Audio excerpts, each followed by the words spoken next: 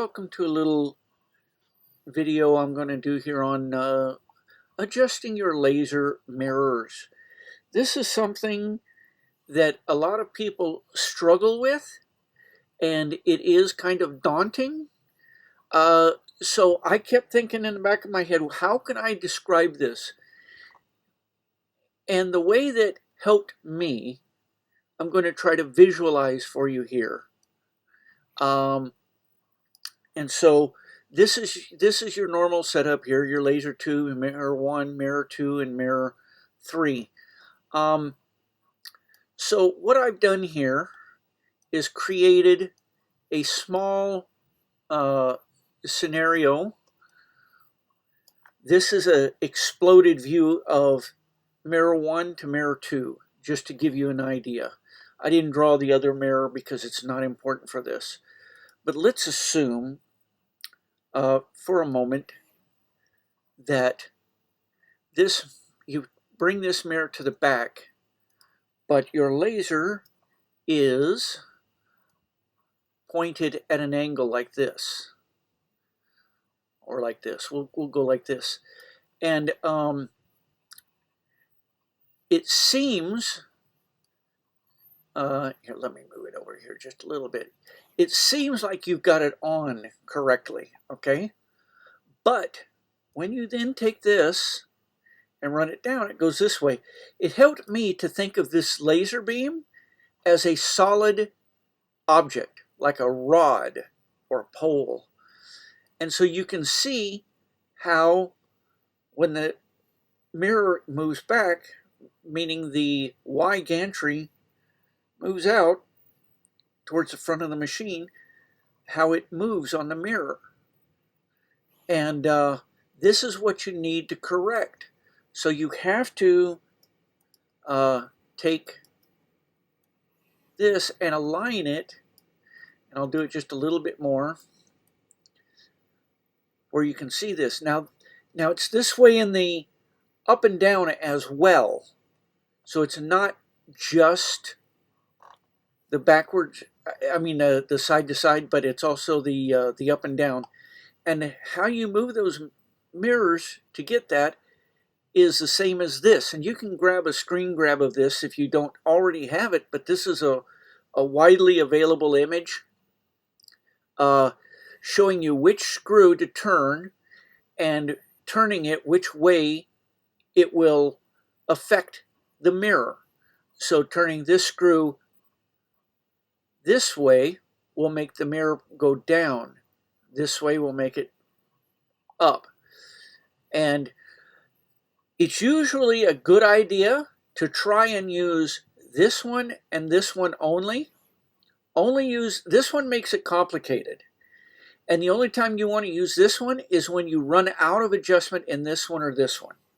Okay? So for the time being, pretend this screw, the corner one, doesn't exist.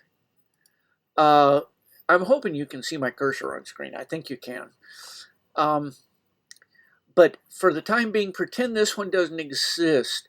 But if you can't get to where you need to go with this one and this one, then you can go ahead and use this one, back these out middle, halfway, and then turn this one and then start over. But again, the big thing here is to treat this as if it's a solid rod moving, and you're just trying to get the two dots to line up. Now, how important is the alignment? Okay, mirrors 1 and 2 really only have to hit the mirror. Now, has to hit the mirror in the same spot every time, but it only has to hit the mirror. It doesn't have to hit dead center of the mirror. As long as both times that you pulse, it's dead on each other, that's fine. Mirror 3 is much more critical. It needs to be dead center of the mirror in both directions, so horizontally and vertically. And so when you're adjusting mirror 2, it's most critical because this must be perfect. If it ends up hitting the same spot but not dead center, then you need to take the entire head assembly, and we'll call this one black here just so you can see this. I'm going to change this real quick. So you're going to take the entire, come on, let me pick that. Okay, there we go. Head assembly, and you're going to have to move it. So once you've got it to where it hits dead center of this mirror, I mean, in the same spot on this mirror. Let me rephrase that. If you got it to where it hits the same spot on this mirror dead on, but it's not in the center, well, guess what? You got to move this head one way or another to get that spot dead center. Because if not, then it won't go straight down the laser tube and be able to hit the lens dead center. It needs to hit that lens absolutely dead center. If you don't, you're going to run into problems where it won't necessarily cut as well in some spots, and you may even get ghosting images.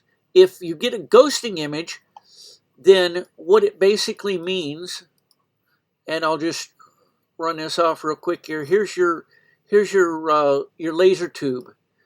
If you have a ghosting image, it means that the laser itself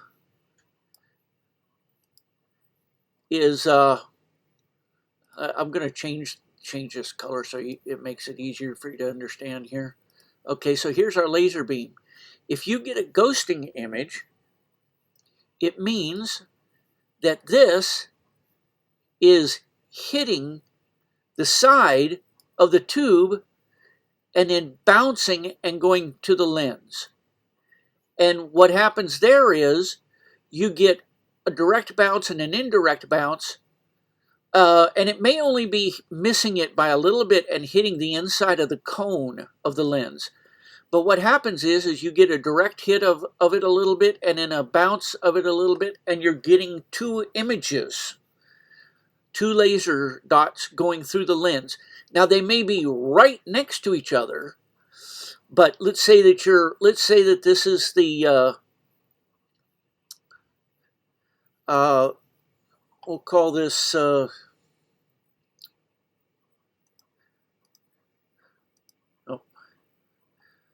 okay, I'm doing this wrong here. Okay, well,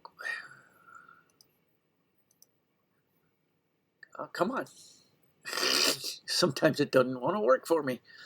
So let's say that this is looking through the lens, through the nozzle. Well, you may end up with a laser dot like here and one. Come on. I know how to use this program, I swear. And one here. Now the lens will try to put these together so when you get on your piece of material, one's here and one's here.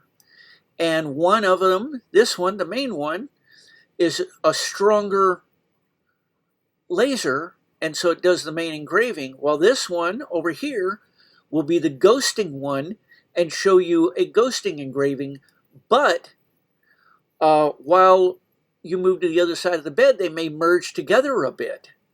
You get to the other side of the bed and they may separate quite a bit, you know.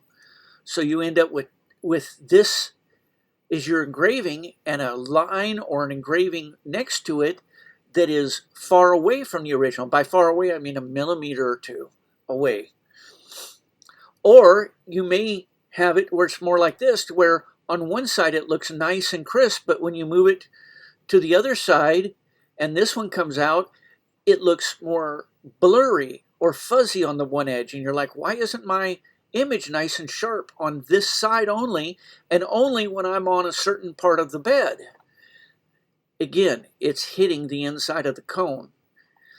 Your laser dot down the middle of this cone needs to be literally dead center of the tube, so that it doesn't hit the nozzle and so that it goes through the center part of the lens, the thickest part of the lens.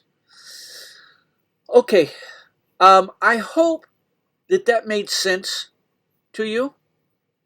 And if you like this, please leave a like and subscribe for more. I don't do these videos very often, but I hope that they're very helpful to you. Thanks for watching. Bye.